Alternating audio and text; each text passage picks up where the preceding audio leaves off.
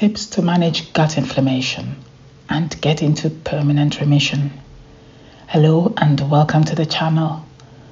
Commenter Harry Epitome asked me a question on this video about gut medicine in the West. The question was, how can we cure colitis with bloating and palpitations? My answer was short and succinct.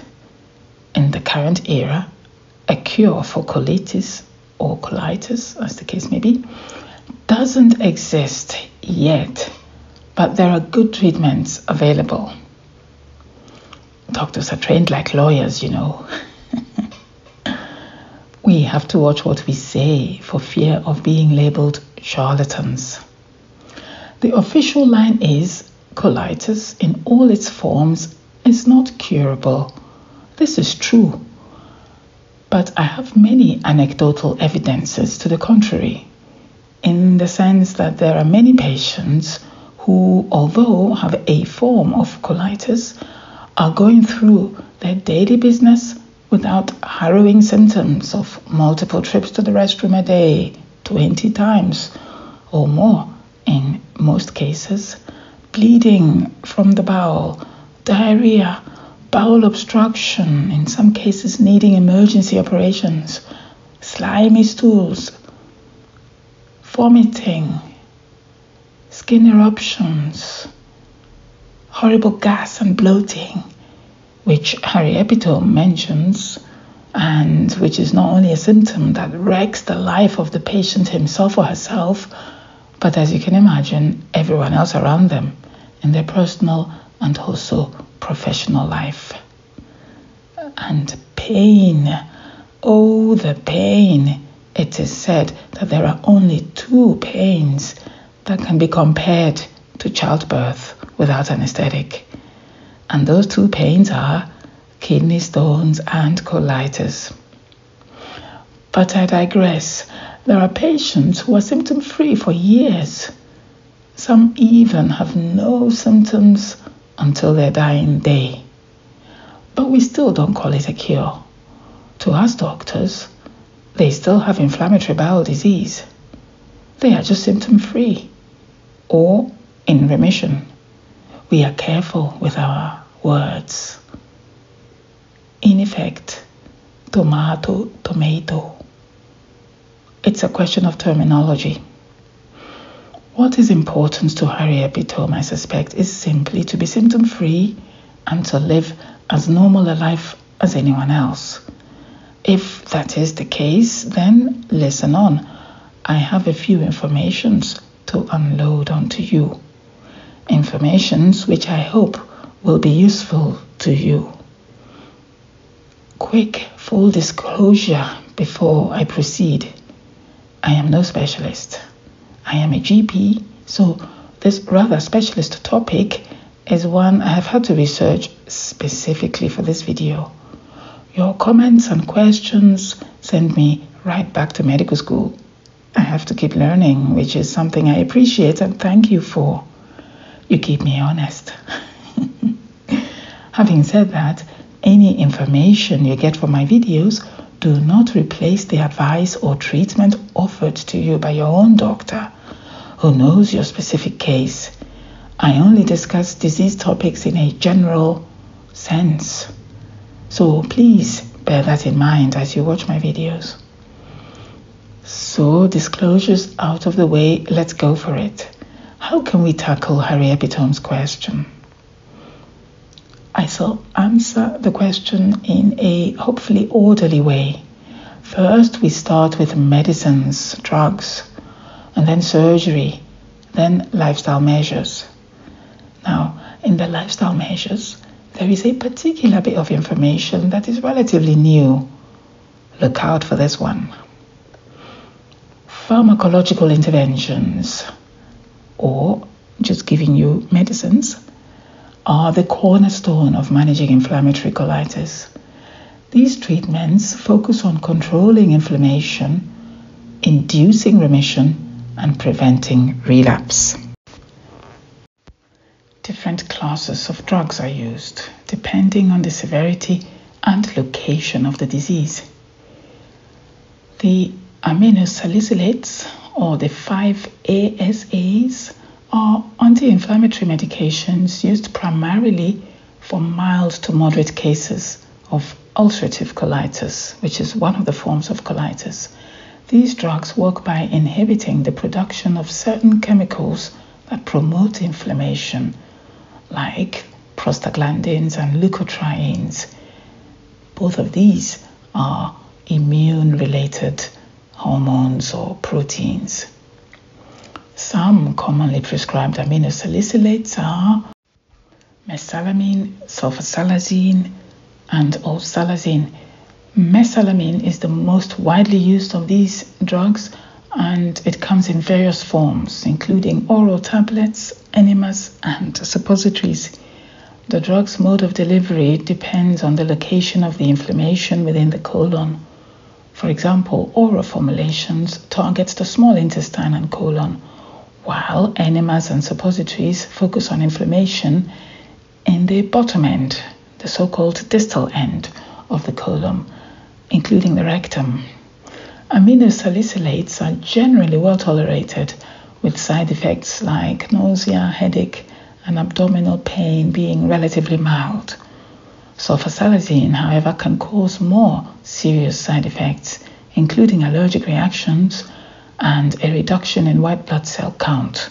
As a result, sulfasalazines are less commonly prescribed than other aminosalicylates. Steroids are potent anti-inflammatory agents that are typically reserved for moderate to severe flares of inflammatory colitis. They work by suppressing the immune system, reducing inflammation, and alleviating symptoms. Some commonly used steroids are prednisolone, budesonide, and hydrocortisone. Steroids can be administered orally, intravenously, or rectally in the form of enemas or suppositories. They are highly effective in rapidly controlling acute flares, but due to their high side effect rate, the side effects include weight gain, osteoporosis, hypertension, diabetes, and increased risk of infection. They are not suitable for long-term maintenance therapy, just the flare-ups. Immune modulators are drugs that modify the immune system's response, reducing the abnormal immune activity that causes inflammation in the gastrointestinal tract. These drugs are typically used for patients who have not responded to aminosalicylates or steroids, and for those who require steroid-sparing therapy. So those people who really need steroids, but we don't want to give them steroids long-term because of the effects or the side effects of steroids. Commonly prescribed immunomodulators are azathioprine, 6-mercaptopurine, shortened to 6-MP, and methotrexate. Immune modulators are particularly useful for maintaining long-term remission in both ulcerative colitis and Crohn's disease. However, they often have a delayed onset of action, typically taking several weeks to months to become fully effective. So they are often combined with steroids during the initial phase of treatment. While effective, immune modulators carry a risk of severe side effects, including increased risk of infections, liver toxicity, bone marrow suppression, and an elevated risk of certain cancers like lymphoma. Regular blood monitoring is required to detect and manage these potential complications. Biological therapies are a newer class of drugs that target specific molecules involved in the inflammatory process. These drugs are typically reserved for patients with moderate to severe inflammatory colitis who have not responded to other treatments. The most commonly used biologics include anti-TNF agents like infliximab, adalimumab, golimumab.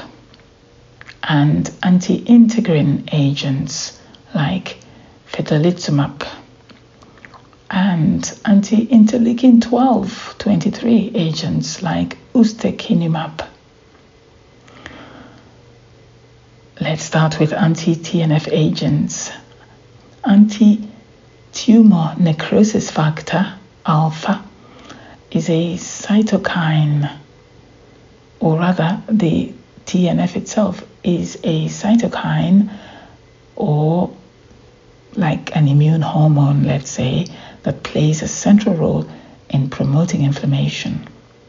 So anti-TNF agents work by neutralizing TNF-alpha, thereby reducing inflammation and promoting mucosal healing, the mucosal area being the inside lining of the intestine. These drugs are highly effective in inducing and maintaining remission, particularly in Crohn's disease, and can also help heal fistulas and abscesses, which are specific complications of Crohn's in particular. However, anti-TNF agents can lead to serious side effects, including increased risk of infections like getting TB as a result of treatment, heart failure, and also development of antibodies against the drug, which can reduce its effectiveness over time. Anti-integrin agents are what we call monoclonal antibodies that target integrins, which are proteins that help immune cells migrate to the site of inflammation in the gut. By blocking this migration, anti-integrin agents help to reduce the inflammation, and this applies to both ulcerative colitis and Crohn's disease.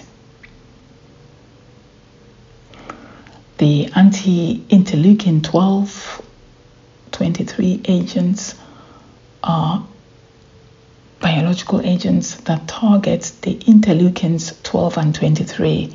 Interleukins are like messengers that act within the immune system, communicating between cells. These play a role in the inflammatory cascade in inflammatory bowel disease. The drug is specifically used for Crohn's disease, but it's also shown some promise in treating ulcerative colitis. The side effect profile is generally favorable, although the risk of infection is still relatively high. The Janus kinase inhibitors, or the JAK inhibitors, the most well-known of these is the medication called tofacitinib, and this is an oral small molecule drug that inhibits the Janus kinases, enzymes which are involved in the signaling pathways that leads to inflammation. It has been approved for the treatment of moderate to severe ulcerative colitis in patients who have not responded to other treatments or therapies. Tofacitinib is effective in both inducing and maintaining remission, but it also comes with potential risks, including an increased risk of infections, blood clots, and high cholesterol levels. Surgery may be necessary for patients with inflammatory colitis when medical treatments, so medicines, fail to control the disease, or in cases of severe complications like perforation of the gut, abscesses, or dysplasia, which is basically a precancerous change in the colon. Surgical options differ based on the type of colitis. For ulcerative colitis patients, surgery is often curative, as the disease is confined to the colon and rectum, so the bottom part of the large intestine. The most common surgical procedure is a proctocolectomy with ileal pouch anal anastomosis, which is basically removing the entire colon and rectum and creating a pouch from the small intestine to act as a reservoir for stool. This allows patients to avoid a permanent ileostomy, where the small intestine is brought out to the skin to drain waste into a bag. While this procedure can slightly improve quality of life, it is associated with potential complications, including a pouchitis, inflammation of the pouch, incontinence, and sexual dysfunction. In Crohn's disease, surgery is sadly not curative, as the disease can affect any part of the gastrointestinal tract, and inflammation may recur even after surgery. Surgical options for Crohn's disease typically involve resecting the diseased portions of the intestine or managing complications like fistulas and strictures, which we'll talk about in more detail shortly. The most common procedures include an ileocolectomy, removal of the last part of the small intestine and the first part of the colon, and stricturoplasty, which is widening of the narrowed section in the intestine. Although surgery can improve symptom relief, it is considered a last resort, because with surgery you are effectively shortening the bowel. You're cutting out large chunks out of it.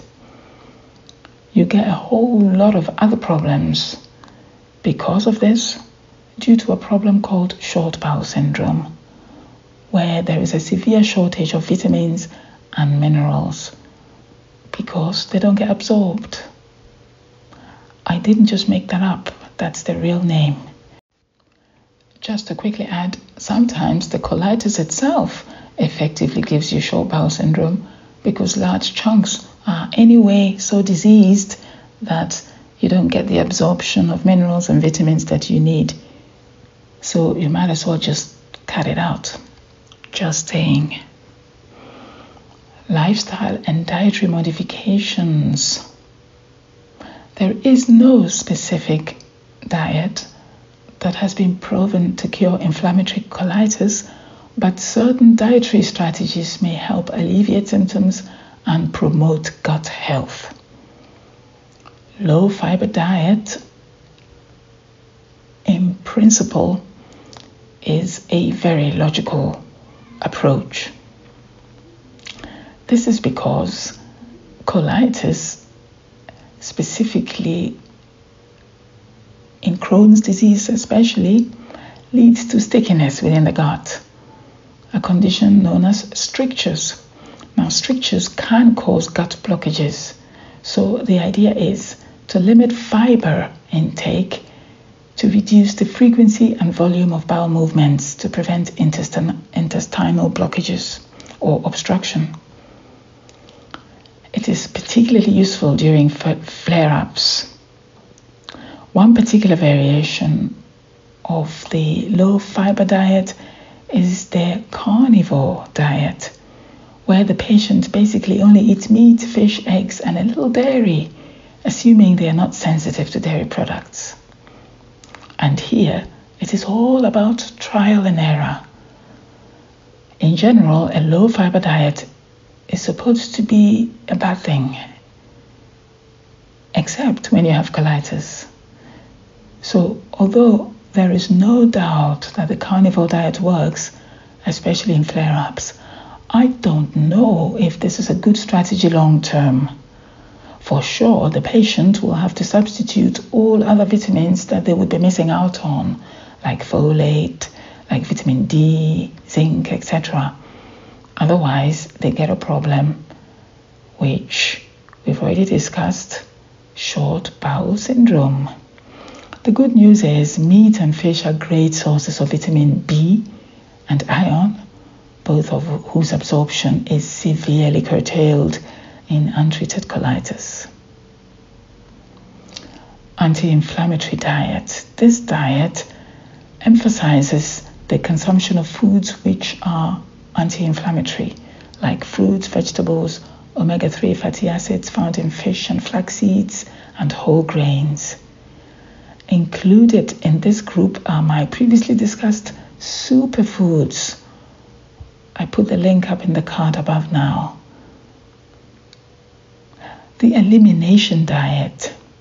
Some patients may benefit from eliminating specific foods that trigger symptoms, like dairy, like gluten, and other types of carbohydrates, for example.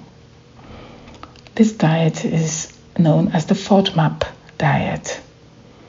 It has limited benefit. I have many patients who've tried it without success, I must say, but I guess it's worth a try. As I mentioned above, it's always a case of trial and error. It is important for patients with inflammatory colitis to work with a dietitian to develop a personalized nutrition plan that meets their individual needs and helps manage their symptoms. No two colitis patients respond the same way to any diet, so an individualized plan is what is needed. Just to quickly add, sometimes the colitis itself effectively gives you short bowel syndrome because large chunks are anyway so diseased that you don't get the absorption of minerals and vitamins that you need. So you might as well just cut it out. Just saying. Lifestyle and dietary modifications. There is no specific diet that has been proven to cure inflammatory colitis, but certain dietary strategies may help alleviate symptoms and promote gut health. Low fiber diet, in principle, is a very logical approach. This is because colitis, specifically in Crohn's disease especially, leads to stickiness within the gut, a condition known as strictures. Now, strictures can cause gut blockages, so the idea is to limit fiber intake to reduce the frequency and volume of bowel movements to prevent intestinal blockages or obstruction. It is particularly useful during flare-ups. One particular variation of the low-fiber diet is the carnivore diet, where the patient basically only eats meat, fish, eggs, and a little dairy, assuming they are not sensitive to dairy products. And here, it is all about trial and error. In general, a low-fiber diet is supposed to be a bad thing, except when you have colitis. So, although there is no doubt that the carnivore diet works, especially in flare-ups, I don't know if this is a good strategy long-term. For sure, the patient will have to substitute all other vitamins that they would be missing out on, like folate, like vitamin D, zinc, etc. Otherwise, they get a problem, which we've already discussed, short bowel syndrome. The good news is meat and fish are great sources of vitamin B and iron, both of whose absorption is severely curtailed in untreated colitis. Anti-inflammatory diet. This diet emphasizes the consumption of foods which are anti-inflammatory, like fruits, vegetables, omega-3 fatty acids found in fish and flax seeds, and whole grains. Included in this group are my previously discussed superfoods. I put the link up in the card above now. The elimination diet. Some patients may benefit from eliminating specific foods that trigger symptoms, like dairy, like gluten, and other types of carbohydrates, for example. This diet is known as the FODMAP diet. It has limited benefit. I have many patients who've tried it without success, I must say, but I guess it's worth a try. As I mentioned above, it's always a case of trial and error. It is important for patients with inflammatory colitis to work with a dietitian to develop a personalized nutrition plan that meets their individual needs and helps manage their symptoms. No two colitis patients respond the same way to any diet, so an individualized plan is what is needed. It's very important. Chronic stress has been associated with an increased risk of inflammatory bowel disease flare-ups. Stress management techniques like mindfulness, meditation, yoga, deep breathing exercises, and cognitive behavioral therapy may help reduce stress and improve overall well-being in patients with inflammatory colitis. Regular physical activity has also been shown to reduce inflammation and improve mental health in patients with inflammatory bowel disease. Moderate exercise like just walking, swimming or cycling can improve cardiovascular health, reduce stress, and enhance quality of life. There is a newish experimental therapy called fecal microbiota transplantation, which involves the transfer of stool from a healthy donor to a patient with inflammatory bowel disease in an effort to restore a balanced gut microbiome. Early studies have shown promising results, particularly in patients with ulcerative colitis, but more research is needed to determine the long-term effects and potential risks of this particular therapy. Probiotics are live microorganisms that promote gut health by restoring the balance of beneficial bacteria in the gut. Some studies have shown that certain probiotic strains of bacteria may help reduce inflammation and improve symptoms in patients with mild to moderate ulcerative colitis. It's important to note here that the harmful bacteria that can induce inflammation in these colitis syndromes can be acquired from our food, which is why diet is so important in the treatment of inflammatory bowel disease in general. Certain herbal supplements like curcumin derived from turmeric and boswellia, an extract from the Boswellia serrata tree, have shown anti-inflammatory properties and may help reduce symptoms of inflammatory bowel disease.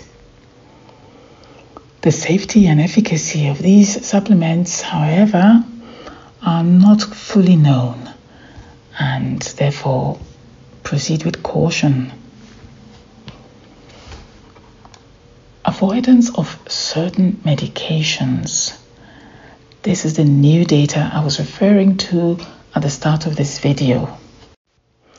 Whilst it is common knowledge, I hope, that when you have colitis, you should avoid non-steroidal anti-inflammatory drugs like aspirin, naproxen, ibuprofen, etc., acid reflux medications, high cholesterol medications, diabetes medications, antidepressant medications. There is emerging new data that a certain class of antihypertensives, anti-blood pressure medications, is increasingly being associated with a specific colitis called collagenous colitis. This is the one, as you would have heard in my gut medicine video, that is often found in elderly people, the very people who most often need anti-blood pressure medications. This group of drugs also causes a rare form of gastritis, inflammation of the stomach, called collagenous gastritis. The medication involved is angiotensin receptor antagonist, ARAs, and you recognize them by their suffix sartan in their names. Examples are olmesartan, candesartan, losartan, irbesartan, valsartan, telmisartan, and so on. If if you are on these medications, please don't rush to throw them away without consulting your doctor first. They are fantastic drugs to lower blood pressure. As a cardiologist, I prescribed them all the time. This side effect doesn't affect everyone. And besides, if you must stop them, you should naturally find an alternative medication which works just as well to lower your blood pressure. My gastroenterologist colleagues informed me of this newish and rare side effect only this week. So this is really hot off the press. They tell me that they have noticed this in a handful of patients, including a patient of mine who I just sent to them in the last few weeks in the desperate hope of finding the source of her problem, her digestive problems. So I have taken my patient off the offending drug, and hopefully things should improve for her soon, if indeed her symptoms are due to this particular drug. Watch this space. As ever, cessation of smoking and drinking alcohol should feature in any health strategy or venture. As you would have heard in my video on alcohol, alcohol is but a sophisticated form of sugar. And guess what is the most pro-inflammatory food substance of all? Got it in one. Sugar. A sugar-free, alcohol-free diet goes a long way to reducing the need for medication and surgery and helps maintain remissions should you get into one. Definitely worth the effort to try that. So, to summarize, as you can see, to try to cure, in inverted commas, a colitis requires quite a holistic approach. I am sure other complementary medical therapies can also be of help. Let me know if my answer to Harry Epitome was comprehensive enough, or if you have any other suggestions or helpful hints, please feel free to share them in the comment section below. In the meantime, if you have any questions for me, keep me on my toes. Ask a doc.